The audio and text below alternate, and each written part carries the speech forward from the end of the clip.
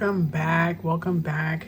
In this unsolved mystery trend here that I'm doing, I'm going to talk about the two girls that went missing over 22 years ago.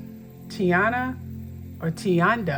who's 10 years old, and 3-year-old Diamond went missing on July 6, 2001 from their Bronzeville apartment they shared with their mother. In an interview with Tracy Bradley after she reported her daughter's missing, she said Tionda left her a note after she came home from work that said, "The girls went to school and the store." But she said it was unlike Tionda to leave a note and that it was too perfect grammatically for her age. At first, the case was treated as a runaway case, which family members fear hurt the case because the importance to look for these two girls was not very great. They didn't close off the apartment until maybe 7 to 10 days after they were missing. Yes, which means whoever or whomever may have taken these girls or whatever may happen with these girls, but the individual, they had plenty of time to get away. So the importance of this was ridiculous. Look how many fingerprints and people have been in their apartment. So they didn't close off the apartment, they didn't close off the area, the upstairs or whatever floor they were on to dust for fingerprints. They didn't do anything. When the case was reclassified, it became one of the Chicago Police Department's biggest investigations, aka CPD. Said the case remains open and investigators follow up any tips they get, but there unfortunately have been no leads. You think? Unbelievable. The family however, is not giving up. Cousins Quantanese and Shakenee Armstrong are about the same age as Tionda and Diamond, and remember happy days playing together. They also ask that anyone who knows anything about the girls' disappearance will come forward. I'll leave the number and the information below. Now, I had to search for this case, believe it or not. After doing DeJuan Sims' case, I was like, let me search for other cases kind of like this that's old and been unsolved. I had no idea about this case, never heard of it before. So I hope this tarot card helps. So let's get started. But before we get started, take a look at this new clip. Just keep my strength up by praying. 4 difficult years later, Tracy Bradley's prayers have yet to be answered, but she keeps hoping as the search for her 2 missing daughters goes on. Good afternoon, I'm Antonio Moore. And I'm Diane Burns. Now, there are no suspects, no new leads, and no clues to where Tionda and Diamond Bradley might be. I talked to Tracy Bradley about her pain and a dream that haunts her, yet offers her some hope 4 years later. My kids that has been missing, for 4 years, and it's kind of hard. It's very hard. Summer is the toughest time of year for Tracy Bradley. It was 4 years ago today that her daughters Tionda, 10, and Diamond, just 3, vanished from their apartment in the Oakland neighborhood. Bradley says whoever took the girls also took a huge piece of her heart and her life. In your heart, though, you must wonder who would wanna hurt you. I don't know, and it just hurts a lot, and it's gonna continue hurting until they return. On July 6, 2001, the girls left a note saying they went out to play. Bradley, a single mother of 4 trying hard to make ends meet, was at work. Now, aside from her grief, she's had to withstand the subtle and not so subtle accusations that she somehow was to blame for the girls' disappearance because she wasn't home. I was going to work, be trying to make money, to survive for me and my kids. Pay rent like gas, you know what I'm saying? So any parent would do that. And then there were days of questions from police. I went through the process and everything, lie detector test. Okay, I passed it, but I was questioned for 72 hours in there. Bradley says she hopes someone comes forward with the real answers, if not for her other 2 children. She said family occasions are bittersweet. I kind of feel the other 2 left out, because they're not around, and I could have shared the same moment with all 4 of them. The uncertainty has taken a toll on Bradley. I can't sleep because I'm thinking about them every day. They're out there somewhere. They just don't know where they are. When she does sleep, Bradley has this recurring dream that does give her hope, but it also breaks her heart. The only thing I will ask Tionda, where's Diamond at? She said, Mom, I'm going to take you there. and we're about to go, the dream just constantly go away. A prayer vigil for Diamond and Tionda is tonight at 6 at 35th and South Lake Park. CBS 2's Jim Williams has a live report from the scene coming up. Today marks 20 years since the disappearance of two young girls from Chicago's Oakland neighborhood on the South Side. Yeah, in 2001, the story of Diamond and Tionda Bradley made national headlines as police followed hundreds of tips to try and find them. But to this day, that case remains unsolved. What if they were your children or grandchildren? You would have every inch of manpower on the street 24/7. In the summer of 2001, these were the images that shook Chicagoans. Police searching every possible spot for two little girls, 3-year-old Diamond and 10-year-old Tionda Bradley. You have people who want to kind of pat you on the shoulder and say, okay, brace yourself for the worst and all that. I'm not bracing myself for the worst. I'm hopeful for the best. And hope was all they had. The two girls vanished from their South Side home on July 6th of 2001. Police had few, if any, clues to go on. A note supposedly left behind by 10-year-old Tionda said they were headed to a nearby park. But police always doubted that was the case. The note too well written to have come from a child. So without any real clues, the search included every possible spot in the city. In all, more than 5,000 abandoned homes were searched. We're still praying and hoping that Diamond Tionda comes back home.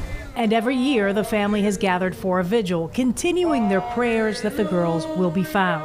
We'll never give up hope. This week, their great aunt, Shalia Smith, spoke with WGN about the last 2 decades. Well, everybody's still living, everybody's still coping, but people change over time.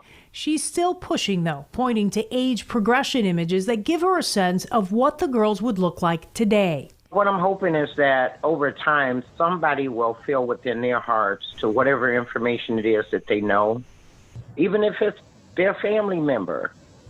Open your mouth. She says that's the only way they will finally have some closure in a case that has haunted them for 20 years. See, people don't think that it'll happen to them. But let's not forget, we have a possible murderer / kidnapper walking the street. Is that okay, Chicago? And we did reach out to Chicago police. They tell us the investigation does remain open by Area 1 detectives. A family tells me just recently they received an out-of-state lead that the FBI is looking into right now. The girls, by the way, would now be 23 and 30 years old. 20 years have gone by. Amazing how much time has gone by. And you're right, it is a case that has haunted this city. Yeah, for people so long. remember it. Yeah. All right. We'll also start off with this deck here. You can see, just look like the 3 of Pentacles. This card literally just wouldn't flip over, so we're gonna leave that Devil card there. Wow. Okay, this card is coming out.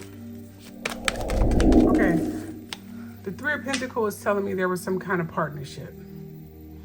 Okay, there was some kind of partnership when it came to the missing of these girls, which means they didn't work alone. They had help from a couple people. So they definitely had help. My vision is 2 men, even though I'm getting a woman as well, so maybe 2 men and a woman. They was watching these girls, and this is a business, so they help. They've been watching these girls for a while. Then we have the Devil card, which means materialism, sexual lust, and obsession. So whoever did this had a really sexual lust for young girls, and they love money. And then we have the Tower card here, some kind of change and ruined, which means this person was feeling very ruined at the time, which means this person was feeling distraught, not quite in their right mind, and they needed some kind of sick, freaking disgusting release. So they sought out these girls. They've been watching them for a long time. I'm feeling like someone in the apartment knew. I don't think they stayed in the apartment, but they knew someone who stayed in the apartment and helped them do this. This is a partnership. The partnership, which means they knew where the girls stayed, they knew their apartment, and been watching them, and they helped take the girls. And apparently they knew these girls was there by themselves, I'm assuming. They left the note. One of the men left the note. And they were still in the apartment building when the mom found they was missing. They were still in the apartment building. They were hiding. That's what I'm getting here. Well, let me just get more information. I'm getting the same floor. Let's see what these cards say. And this first card, as you can see here, is the card of the fox. Okay, the fox pretty much confirms everything that I said. The fox is a devious person, someone in their circle, someone who's looking for them to fall and ready to just eat them alive when they do fall. So it's telling me the mother or father, I don't know who both were, they knew the three people who took the girls. They knew them. They probably didn't know that they were a part of it or did it. But it's apparently this person who took their girls is in their circle. It's in their circle of friends or circle of people they know or they communicate with in that apartment building. I'm not sure. I'm getting two black individuals, colored, Negro, whatever, and a woman. I don't know, a woman is popping up in here. Anyway, but they knew these girls, okay? And they're in their circle. I think they even helped with the search. They even helped with the search. They hid the girl's identity. Yes, they definitely did.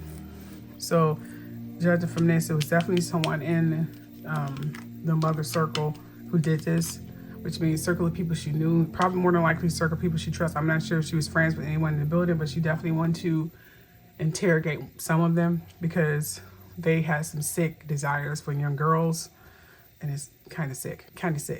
I don't know if the girls are dead or anything, but I just got a voice saying no, they've been trafficked. When the case went down or going down, they put the girls in a crate and shipped them out of the country, but out of the state. I'm getting Chicago. I don't know if they're dead now. I'm not sure. That was 20-some years ago. But that's what happened at the time.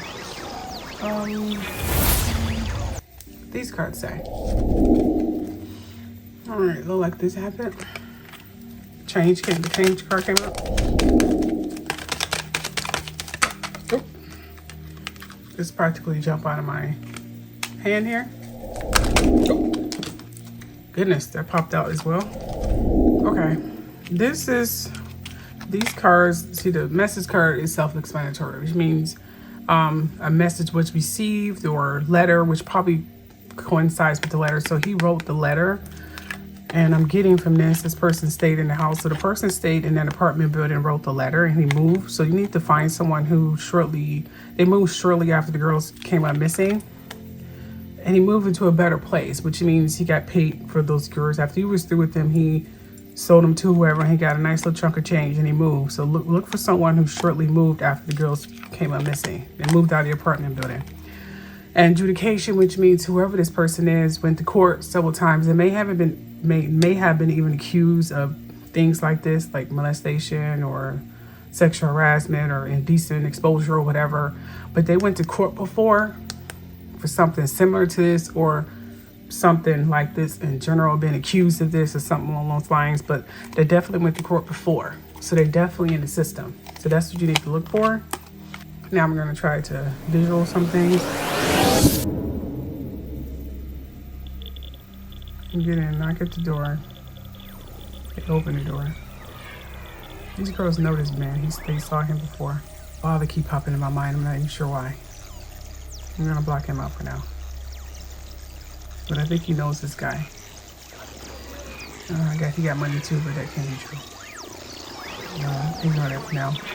But I'm getting Taylor something with a T. I don't know. This man is sick. He may have even done drugs. I mean, he was desperate. And he knew the mother's schedule. The number 16 pops in mind. Second. Not sure what that means, but The letter D comes in mind. Okay, so that's all I have.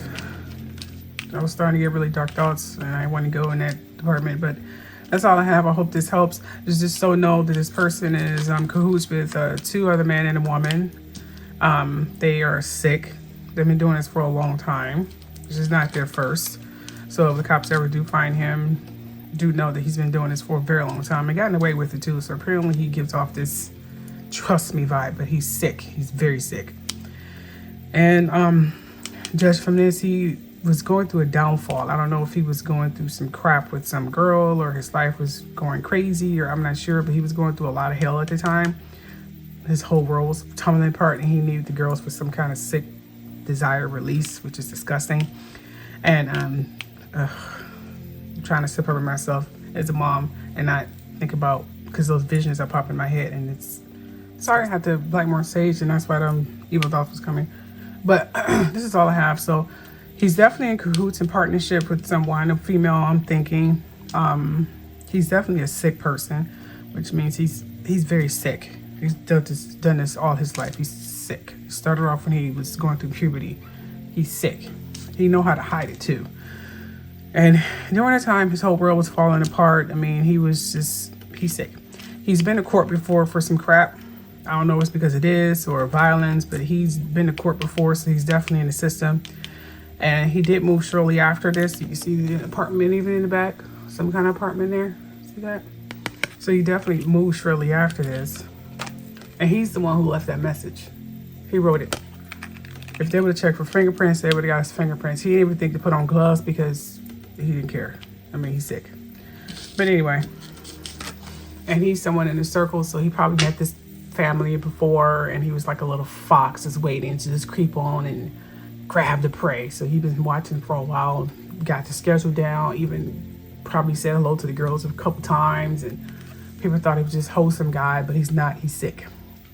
So definitely want to look for someone who moved shortly after the girls came up missing, who's in the system, and there was 3 people involved, 2 men and a woman. Anyway, that's all I have for now. Let me know if there's any other videos or any other missing cases you want me to try. Just leave them below. I hope this helped the family. Please send this to the family. I hope it helps. And don't forget to subscribe, share. And thank you for watching. Bye.